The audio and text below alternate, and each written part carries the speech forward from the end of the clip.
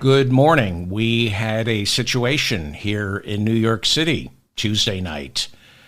Police arrested at least 100 pro-Palestinian students at Columbia and City College right here in Manhattan. Students at Columbia had seized a building and held it for 20 hours. The students at City College attempted to take over an administrative building, but were stopped. And the reports we're getting, at least that I'm getting, is that the protests on the street are continuing outside City College, which is in north of Columbia. And the protests at Columbia, from what I've been told, have kind of died down. But you can see at this video that it's a little rougher up at City College than it was at Columbia. But then again, we don't really know what happened at Columbia because the police kicked photographers off the quad and they weren't allowed to videotape any of this.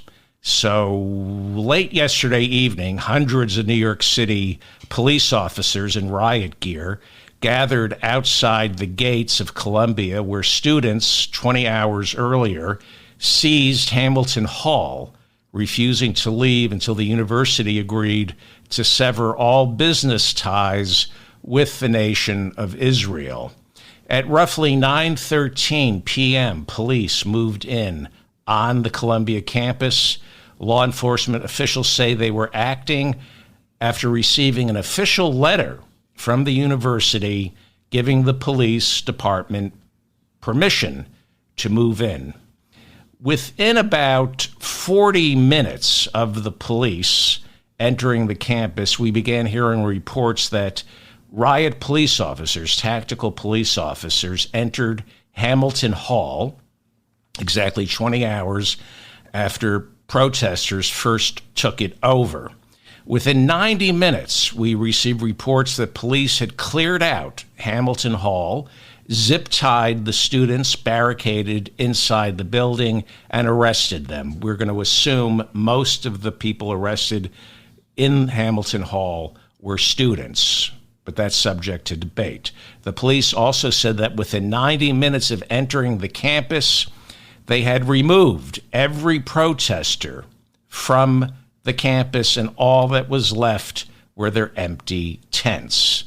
There are reports that New York City police ordered reporters and photographers from Reuters, the New York Times, and the Washington Post off the campus, forbidding them from videotaping police activities.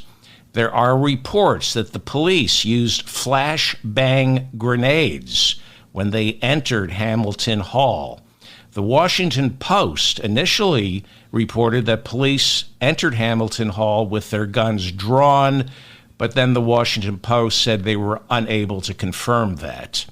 We now have reports that Columbia's president, Neemak Shafit, has officially requested that New York City police remain on campus until the middle of May, probably to make sure there are no disruptions planned for Columbia's graduation ceremonies, which are scheduled for May 15th. This comes 2 weeks after New York City police arrested 100 protesters on the Columbia campus and ordered them to remove their tent encampments. Since those arrests, protests only intensified, with new tents springing up as some faculty members joined in the protests. The New York Times reports that by the time police showed up late last night, there were still 100 tents on the Columbia campus. So, in less than an hour after police entered the Columbia campus, tactical police began entering Hamilton Hall.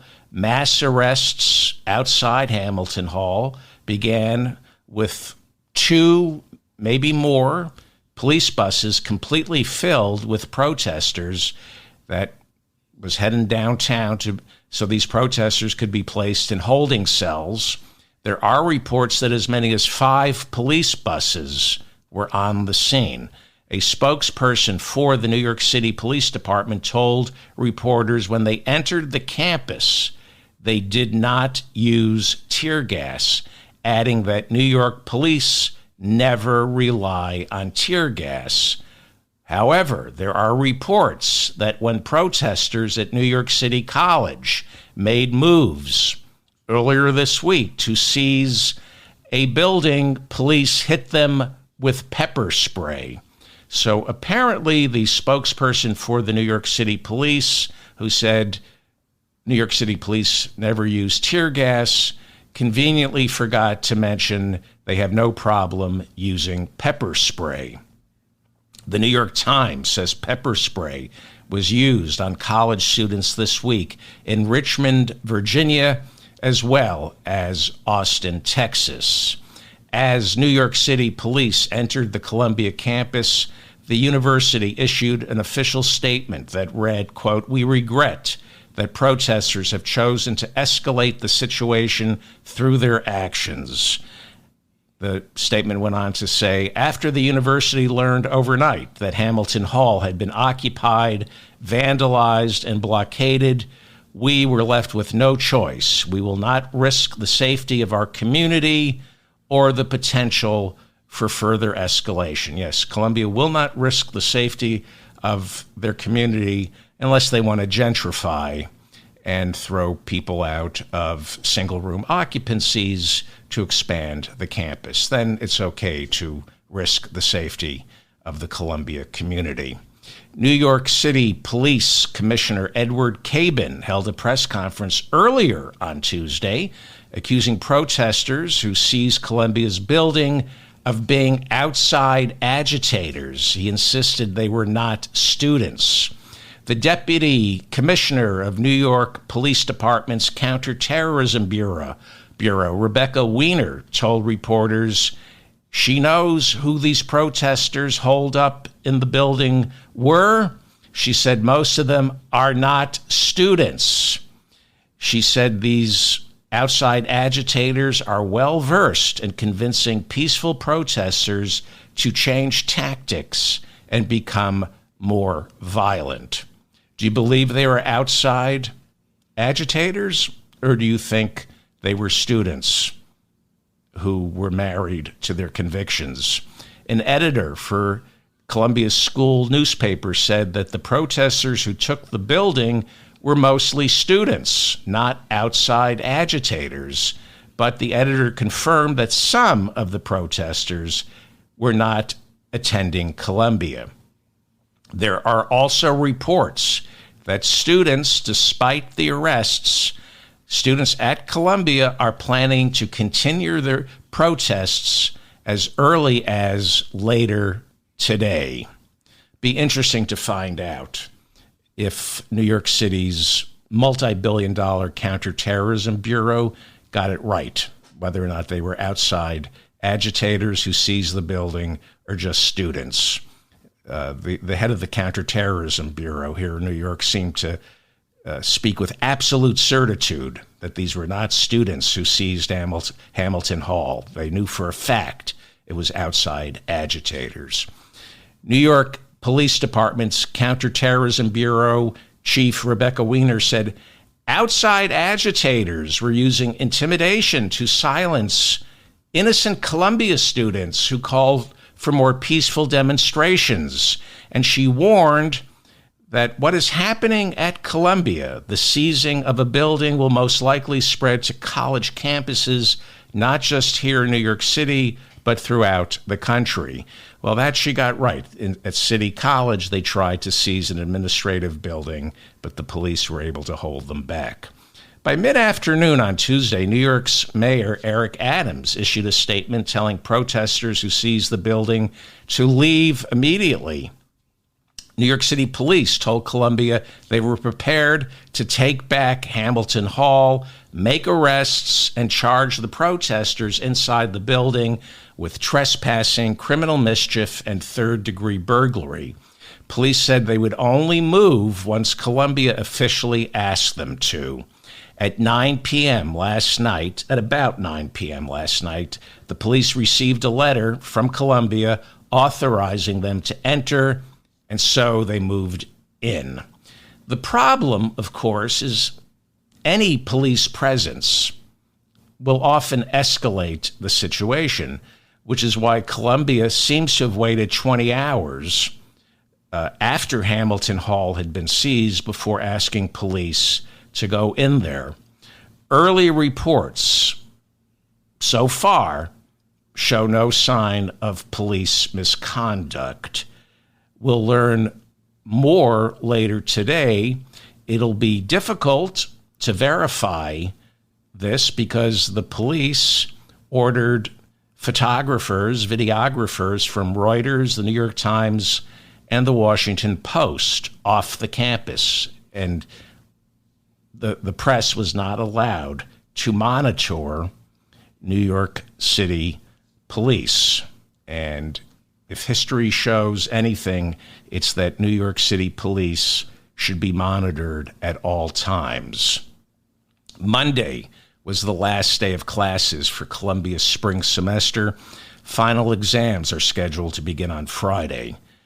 And it looks like some people didn't get their studying done this week.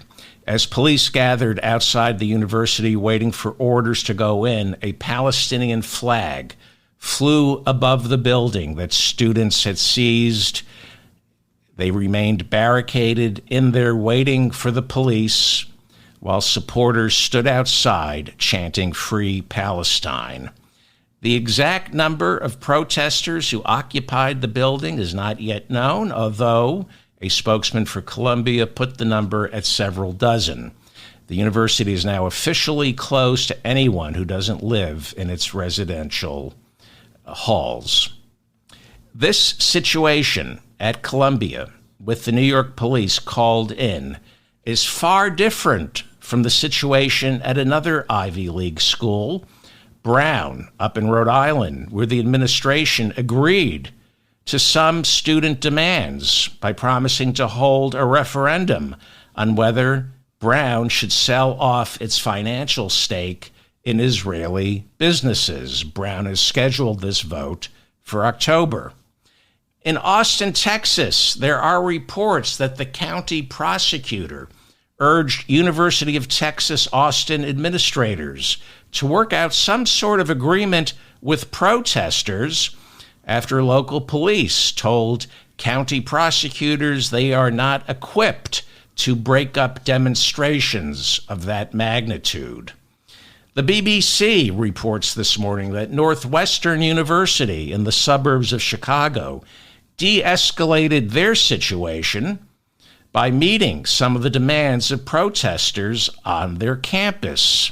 This is far different from how Columbia handled it. When tent encampments sprung up last Thursday at Northwestern University, administrators did call in the police, but no arrests were made, even after demonstrators refused to leave. On Monday, a deal was struck between the administration of Northwestern University, and the protesters. Demonstrators, according to this deal, were allowed to remain on the campus for the entire month of May, but those protesters could only be students, nobody from the outside. Protesters, in return, agreed to remove their tents, and once the tents are removed, the university promised to create 2 new teaching posts for Palestinian professors, and the university also promised to fund tuition for 5 Palestinian students. I'm not sure if it's 5 Palestinian students per year or if that's a one-off. I'll find out.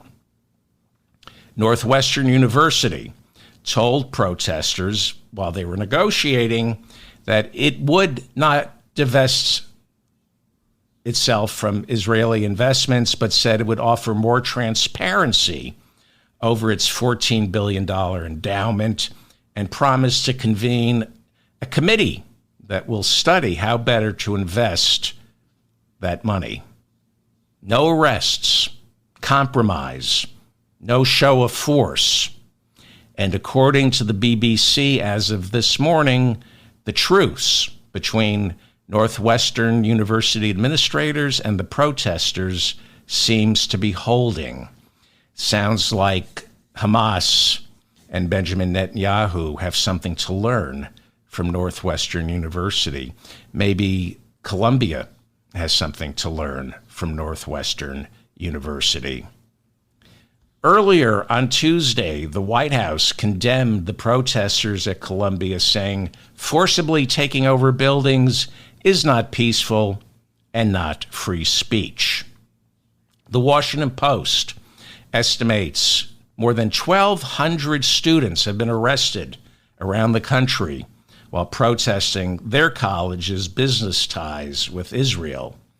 Since April 23rd, arrests have been made at the University of New Mexico, University of Utah, University of Minnesota, Washington University, University of Illinois, Ohio State, Indiana University, Emerson, Princeton, University of Georgia, University of North Carolina, Chapel Hill, Yale, and the University of South Carolina.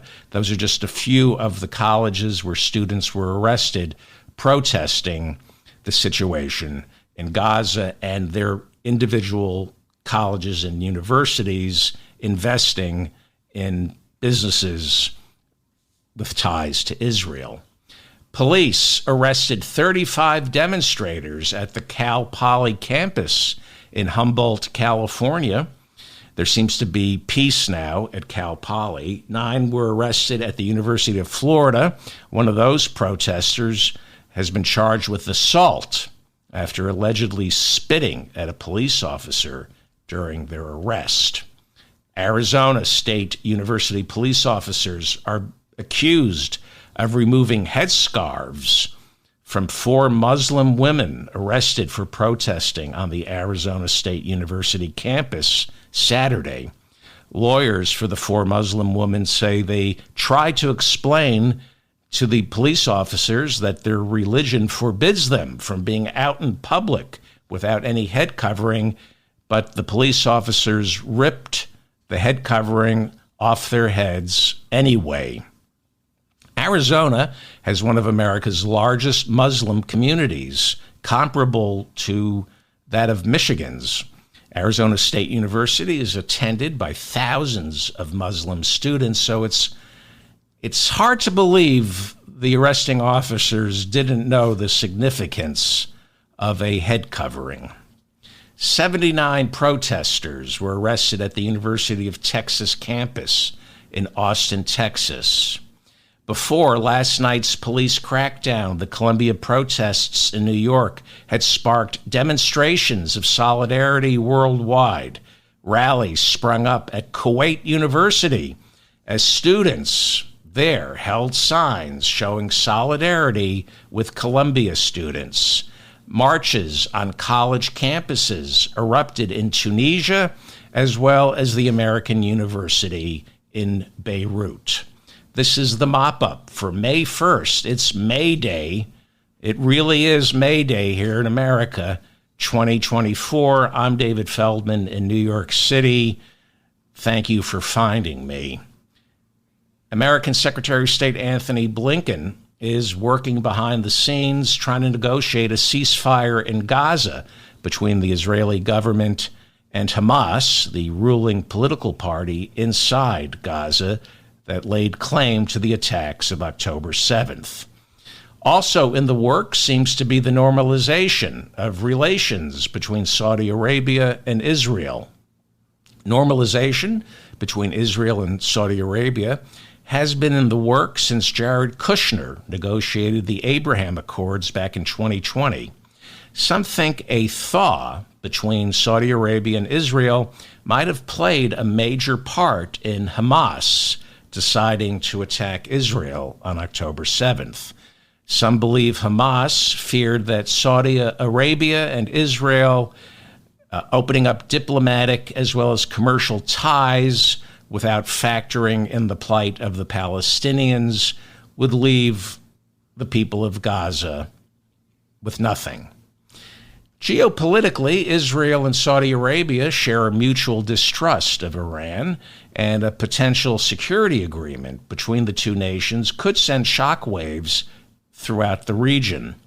Iran and Saudi Arabia are on opposite sides of that civil war in Yemen, which shares a border with Saudi Arabia. Yemen's Houthi rebels, financed by Iran, have fired missiles into Saudi Arabia as well as Israel. Iran finances Hezbollah, the paramilitary organization that has gained a political stronghold in southern Lebanon. Hezbollah and Israel have engaged in several skirmishes since fighting broke out in Gaza, but nothing compared to the magnitude we saw back in 2006 when war between Israel and Hezbollah broke out with disastrous consequences for both Israel and Lebanon. The general sense is that if Israel and Saudi Arabia form some sort of alliance, Iran might think twice about stirring up trouble in Lebanon, Syria, Yemen, and of course, Gaza. I wonder if America would then think twice about stirring up trouble in Lebanon, Syria, Yemen, and of course, Gaza. Although Iran is only one of several Arab nations, including Saudi Arabia and Qatar, that has been financing Hamas, it seems like Iran at this point has a little more sway over Hamas than it has had before. Qatar also is financing Hamas. Donald Trump wasted no time comparing the campus unrest to the Unite the Right rally in Charlottesville, where white nationalists marched on the University of Virginia, holding tiki torches, shouting, "Jews will not replace us." A protester was killed when one of the white nationalists drove his car into a crowd of demonstrators. Trump told Time magazine this week these college protests that we're witnessing are far more violent than anything we saw in Charlottesville. Simply not true. Nobody has been killed on these college campuses. In the Time interview, Trump also expressed concern about the racism against white people that seems to be spreading in this country ever since Joe Biden became president. So Trump defends the Unite the Right rally in Charlottesville and then says he's worried about the racism directed against white people in America, all the unarmed white people shot in the back by police. It's an epidemic of unarmed white people getting shot by police. Unbelievable. Trump then compared this week's campus protests to his own supporters who stormed the Capitol on January 6. He remarked how unfair it is that these students won't get prosecuted by the Biden Justice Department the way the January 6ers are being held as political prisoners, he said. Trump said this is why the fact that these, excuse me, he said the college kids not being arrested, but the January 6ers getting arrested, he said this is why Americans have lost faith in our court system. No, Donald, Americans have lost faith in our court system because you are still free. In that interview with Time magazine, Trump added, if elected again, he would most probably pardon all of the insurrectionists currently doing time for their role on January 6. In the interview, Trump refused to rule out political violence if he loses in November.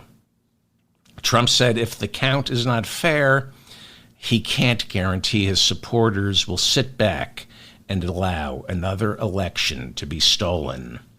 Juan Merchan, the judge presiding over Donald Trump's criminal hush money trial in New York City, had enough of Trump and fined him on Tuesday $9,000 for violating a gag order, which forbids Trump from trash-talking witnesses who are scheduled to testify against him. Trump was then ordered to take down his social media posts targeting Michael Cohen, that's Trump's former lawyer, who will be testifying for the prosecution later this month. And by mid-afternoon, Trump's posts were scrubbed in accordance with the judge's ruling.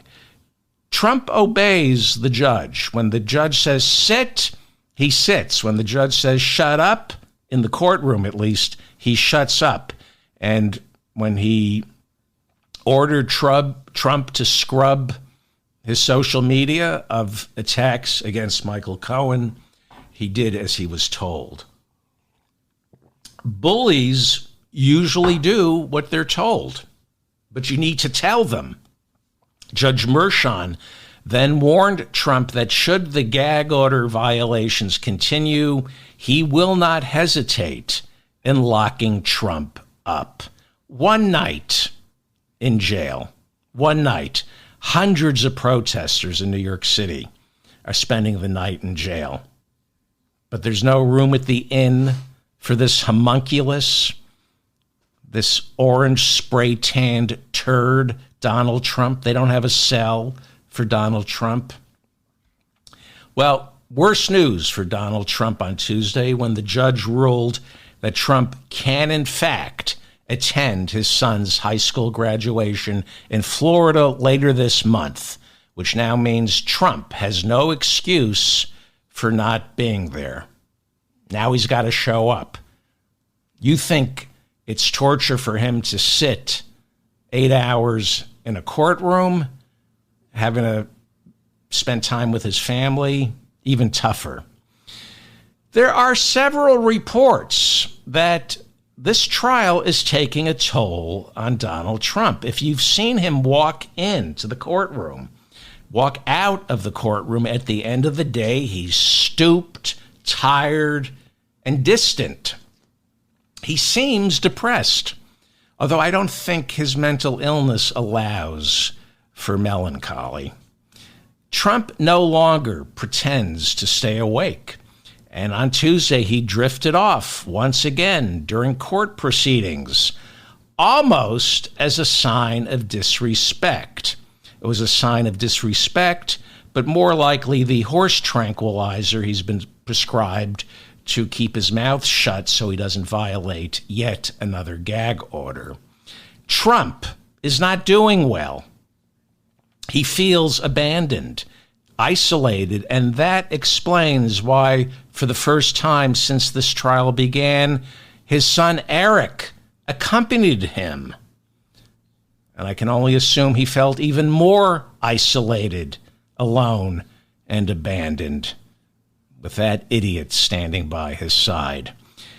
Noticeably absent from all these trials, Melania. I wonder why. Is it something Trump might have said? Like, hey, my wife is pregnant, want to have unprotected sex with me? Or, hey, my wife just gave me a son, want to have unprotected sex with me?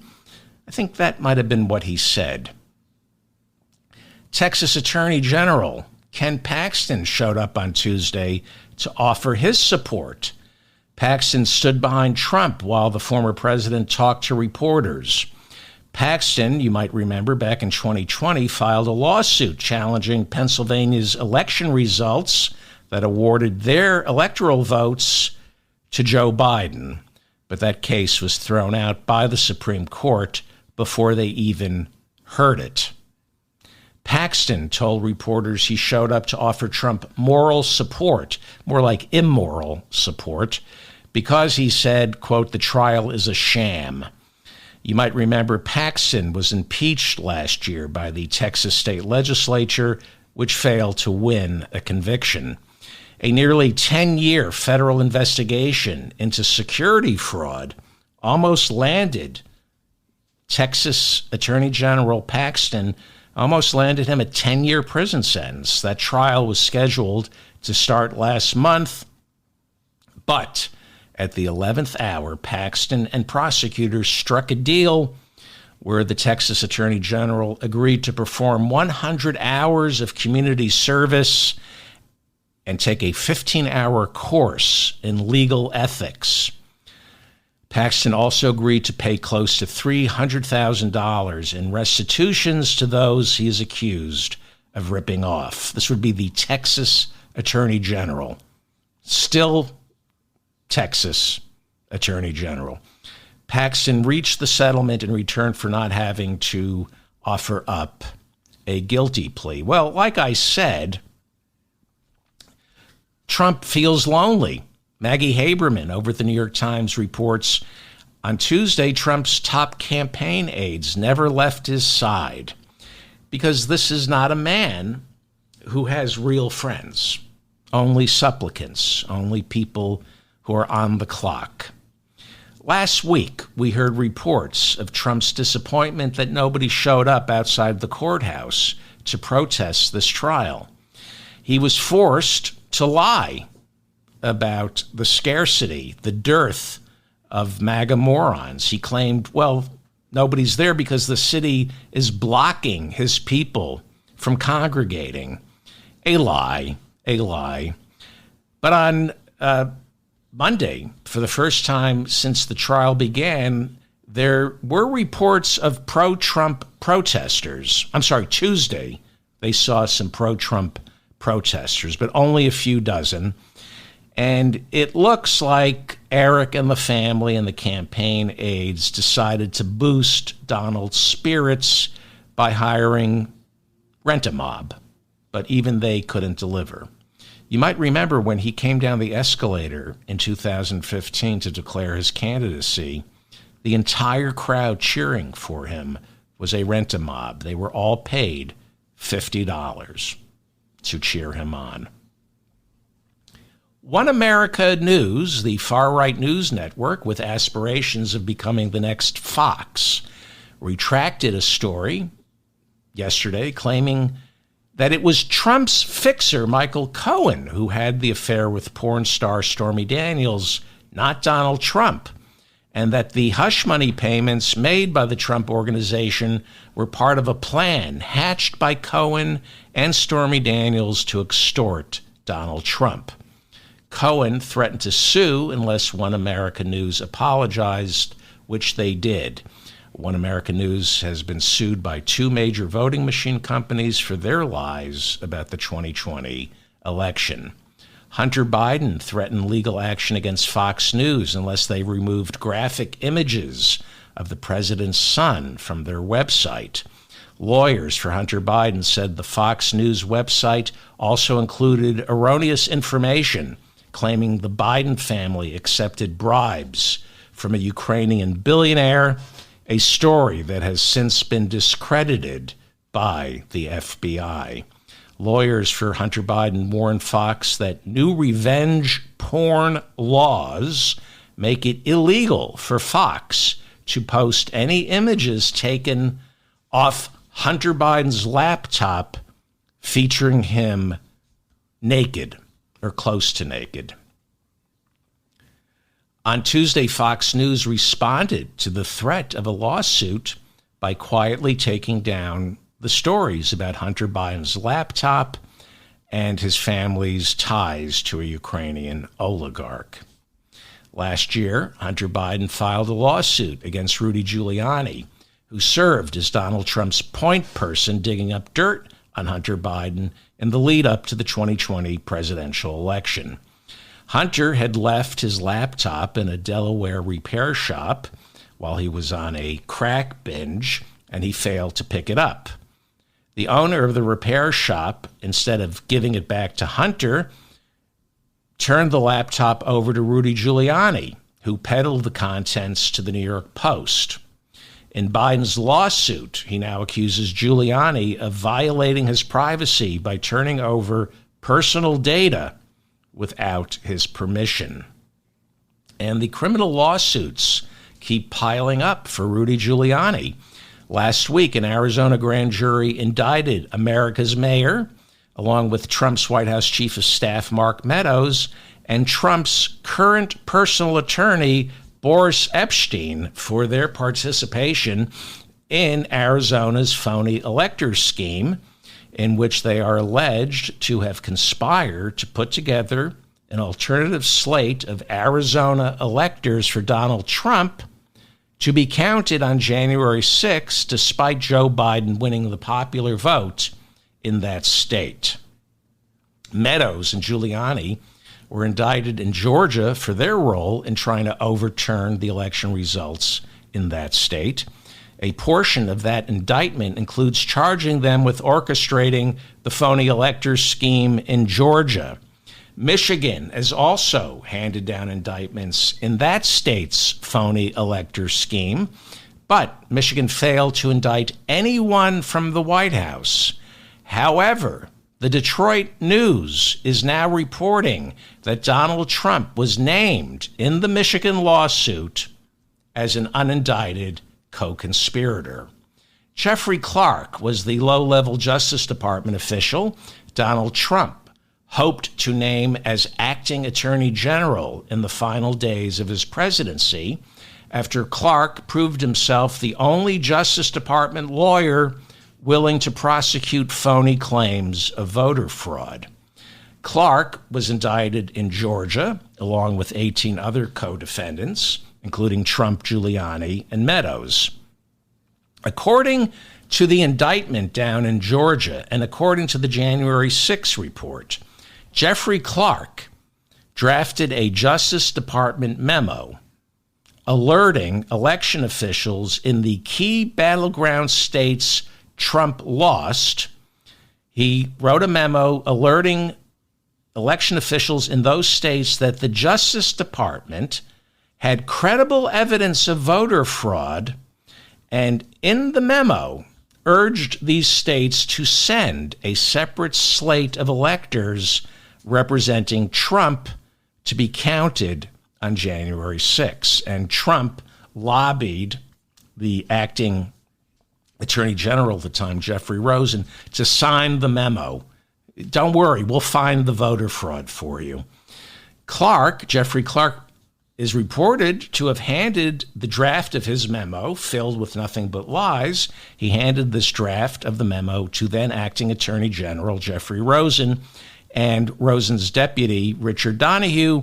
And Clark, this low-level Justice Department official, instructed the acting Attorney General that President Trump wanted him to sign this memo.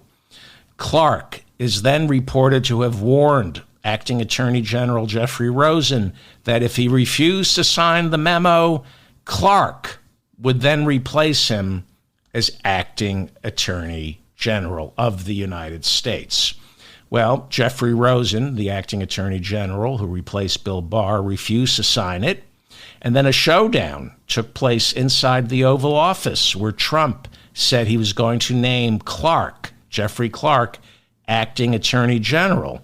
But then Trump immediately backed off after acting Attorney General Jeffrey Rosen and Richard Donoghue, his deputy, warned Trump that the entire Justice Department would resign if he followed through with this and named Jeffrey Clark acting Attorney General. And now, yesterday, Jeffrey Clark moved one step closer to losing his law license. Yes, he still has his law license. The District of Columbia's Office of Disciplinary Counsel officially recommended yesterday that Jeffrey Clark be disbarred. A final decision must be made by the District of Columbia Court of Appeals. The disciplinary panel found in its ruling yesterday that Jeffrey Clark, conspired with the former president to create chaos during the lead-up to January 6 in an attempt to block the certification of the election for Joe Biden. Now, I've gone over this before. The purpose of January 6 of the Green Bay sweep was to throw the election into the House of Representatives. It was all about creating chaos and doubt about the election results. They wanted the Supreme Court to rule, well, there's no way to determine what the count is, so we're going to throw the election into the House of Representatives, where, because of how each state is weighted, Donald Trump would emerge the victor. That was what January 6th was all about. Create doubt, create chaos, convince the Supreme Court and the American people that it's impossible to determine who won. And so the election must be decided in the House, where each state gets one vote. And because there are more red states than there are blue states, Trump would have won re-election easily. Writing on behalf of the disciplinary board, Hamilton Fox III said, quote, Jeffrey Clark betrayed his oath to support the Constitution of the United States of America. He is not fit to be a member of the District of Columbia Bar. But he is fit to serve as Attorney General if, God forbid, Donald Trump finds his way back in the Oval Office. One of Trump's top picks for Attorney General would be Jeffrey Clark. Good luck getting that approved by the Senate. Back in, if there is a Senate after November's election, back in January, a jury ruled that Donald Trump had to pay journalist E. Jean Carroll $83.3 million in damages after they found he did, in fact, defame her. A jury last year awarded E. Jean Carroll $5 million after it found Trump guilty of raping Carroll back in the 1990s, and then they ruled that he defamed her when she went public with the story.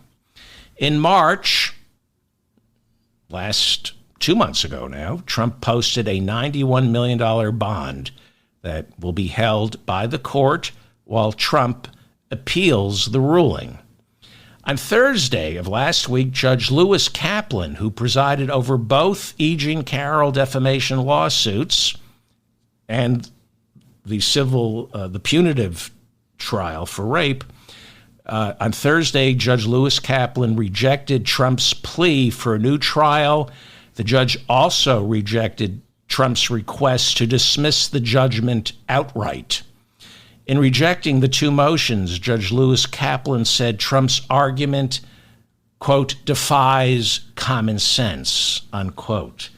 Judge Kaplan added that Trump's cruel and defamatory statements about E. Jean Carroll were disseminated to at least 100 million Americans and thereby placed E. Jean Carroll's physical and emotional security at risk.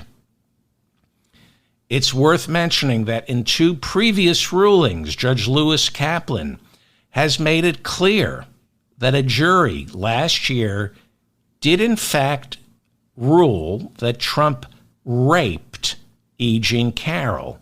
He did not sexually assault her. He raped her, said Judge Lewis Kaplan.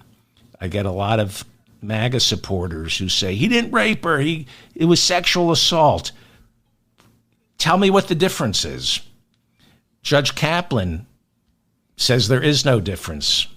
In one of his rulings, he explained that in common law parlance, forced penetration of any kind is defined as rape. This is why the owners of 194 units inside Trump Plaza, a high-rise luxury condominium in New Rochelle, a suburb of New York, are voting once again on whether it makes financial sense to remove Trump's name from their building. 2 years ago, a majority of owners in the building voted to remove Trump's name, but bylaws in the building insist on a supermajority.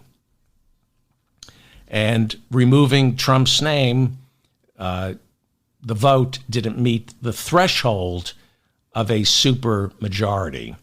A second round of voting on whether to remove Trump's name from Trump Plaza began earlier this year, and according to the Washington Post, it's creating a mini civil war with a majority of owners in the building wanting Trump's name taken off, claiming the name Trump makes the property less valuable, while a minority of Trump supporters insist the only reason they bought the condo in the building is because it had Trump's name. So this is a metaphor for our government. A majority of the condo owners in Trump Plaza want Trump's name scrubbed, but you need to have a filibuster-proof majority. So the minority holds sway over Trump Plaza. Well, who is going to be Donald Trump's running mate? Who? Who wants to face the wrath of his MAGA morons when they bring out the noose after you refuse to follow one of Donald Trump's illegal orders? One of the top contenders for vice president was South Dakota Governor Kristi Noem, but she's been subjected to a cascade of negative publicity ever since Trump became the presumptive nominee, and everybody thought she'd be an attractive pick. Noem has gone from top contender to that dog don't hunt. First, there were reports of Kristi Noem carrying on a months-long affair with Trump's first campaign manager, Corey Lewandowski, even though Noem and Lewandowski were already married to other people. Lewandowski has a long history of women accusing him of sexual and physical assault, which might explain why Noem needed to go down to Dallas and get her teeth fixed. Remember this story? Kristi Noem decided to get work done on her teeth. That is an actual photograph she posted on Instagram, and she tried to pay for her dental work by cutting a series of infomercials for the cosmetic dentistry office that performed the surgery. She did this while governor of South Dakota. The governor of South Dakota thought it was okay to do infomercials for a dentist. It's probably illegal. This is one of the posts she put up on one of her social media accounts. It's probably illegal if I don't know if anything's illegal anymore in this country. It's definitely unethical, as well as maybe embarrassing, but can a Republican feel shame? Turns out when Kristi Noem talked about getting rid of Old Yeller, I thought she was talking about her teeth, but it was her dog Cricket. Yeah. In her new autobiography, Kristi Noem writes about her willingness to make the tough decision of killing her puppy. Yes. In her new autobiography, Kristi Noem brags about shooting to death the family puppy Cricket. Cricket was her hunting dog, and Kristi Noem writes that Cricket barked too much, and she said was a bit too joyful. Well, you can't have that. So she got out her shotgun and killed Cricket. And right after that, she writes, she decided to kill one of the family goats because just like Cricket the puppy, the goat didn't know how to behave. Mommy snapped and went on a killing spree. That's what happened. And in her fevered mind, she thinks this is a selling point to include in her autobiography because it shows you can make the tough decisions. Mommy was having a bad day as governor, and she killed the family puppy, and then shot the goat. This, I'm sorry, Divine has passed away, because if we were going to make a movie, I would have Divine playing the role of Governor Kristi Noem having a bad day, killing the family puppy and the goat. And she said right after she killed the goat, there was blood all over her, and one of her kids got off the school bus. Hi, I made cookies. This is Divine. If I had to cast this, it's just Divine would be Divine playing Kristi Noem. But she tells this story in her autobiography that just came out. She wrote an autobiography because, she wants to be vice president. And she includes this story because she thinks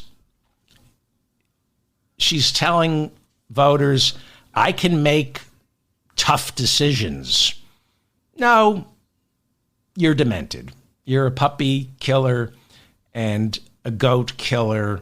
And considering the state of your marriage, I suspect the real reason you killed that goat is because you were jealous of the attention it was getting from your husband.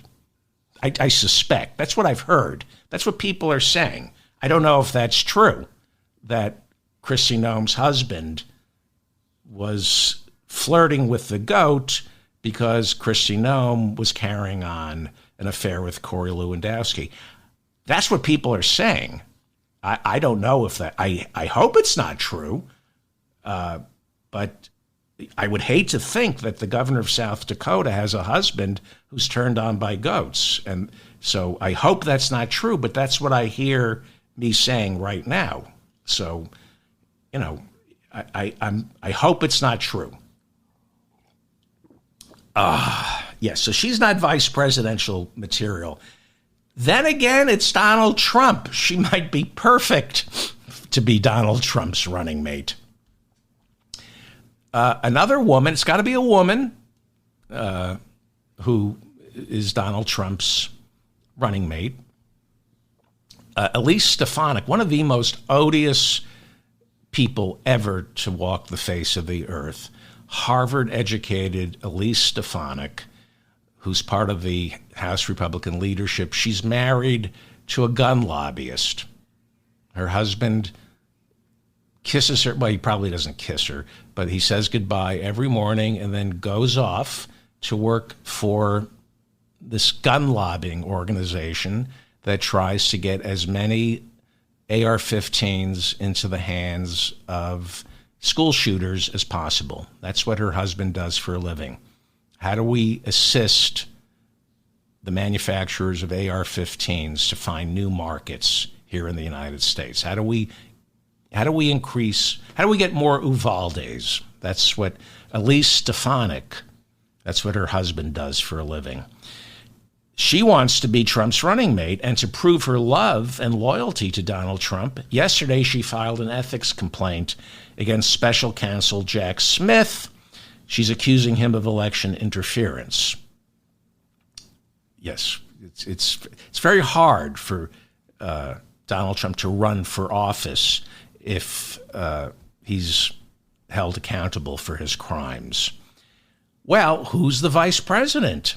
Donald Trump has reportedly had it with Arizona's Kari Lake. Join the club. We all have. And Donald Trump wants Lake to leave the club, specifically Mar-a-Lago. He's sick of her hanging out in Mar-a-Lago. Kari Lake and Marjorie Taylor Greene have been spending a lot of time at Mar-a-Lago, sucking up to Trump, trying to get named as Trump's running mate. And Trump loves to see two women bickering over him. He plays them against one another. But now Trump has made it abundantly clear that Kari Lake and Marjorie Taylor Greene don't stand a chance. And more importantly, the Washington Post reports that Donald Trump has told Kari Lake to stop hanging out at Mar-a-Lago. According to new reporting in the Washington Post, Trump ordered Kari Lake to leave. He said, go someplace, go campaign. What are you doing here? Go raise money. Why are you hanging out at Mar-a-Lago? He has also confided that he thinks Kari Lake is dragging him down in Arizona. She's running for Senate in Arizona. And he says, if I lose the state of Arizona to Joe Biden once again, it will be Kari Lake's fault. Trump also is reportedly infuriated and no longer trusts Kari Lake after he was told she records all her conversations. The chairman of the Republican Party in Arizona had to step down because he allegedly offered her a bribe not to run for Senate, and she recorded the conversation. And Donald Trump doesn't want any of his conversations recorded. So Trump needs a woman. It can't be Kari Lake, can't be Kristi Noem, can't be Marjorie Taylor Greene, maybe Elise Stefanik, but if you're looking for somebody, there's always George Santos. Not George Santos, but his alter ego, drag queen Katera Ravache, who George Santos announced yesterday he has dragged out of mothballs. And she, his alter ego, Katera Ravache, is now available for personalized videos on Cameo. Isn't that great? He denied that he was ever a drag queen, but now Katera Ravache, for $20 on Cameo, will record a message for you. This is what what he says on Cameo. Hey, you messy bitches. Still, once you've been in Congress, you can't shake that stilted language that, hey, you messy bitches. After 18 years in the closet, I'm back for a limited time. 10% of every Cameo will go to Tunnel to Towers and 10% to the International Fellowship of Christians and Jews. Sure it will. He's a man of his word. If he says 20% of the money will go to charity, sure it will. And he made Christians a possessive. He had an apostrophe there. Poor Katera Ravache. Wouldn't she make a great vice president for Donald Trump? Certainly better than rageaholic Marjorie Taylor Greene, who, like Kristi Noem, likes to shoot things. And now that Marjorie Taylor Greene has realized she won't be Trump's running mate, the big question in Washington this morning is, will she go rogue and pull the trigger on the motion she filed for Speaker Mike Johnson to vacate the chair? There are reports that Donald Trump has been working behind the scenes trying to convince Marjorie to back off on Mike Johnson. Twice in the past 2 weeks, Donald Trump has said he supports Mike Johnson as Speaker. He also said this week that Trump said this week that Marjorie Taylor Greene likes Mike Johnson. It's not true. But in Trump's imagination, if I say it, Marjorie will think it's true, and then she'll get in line. But it looks like since she's not going to be vice president, she's not taking her orders anymore from Donald Trump.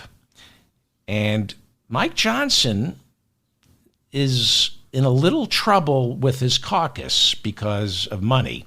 The Washington Post reports that Speaker Johnson's fundraising powers pale in comparison to his predecessor, Kevin McCarthy.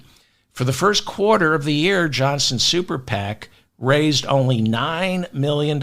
From January to the end of March, he was only able to raise $9 million, which is 1/3 of the roughly $27 million that then Speaker Kevin McCarthy was able to raise during the first quarter of last year. Now, speakers become speaker because they spread the money around. But then again, that didn't work so good for Kevin McCarthy. Kevin McCarthy was a well-oiled money machine, and they tossed him to the curb anyway.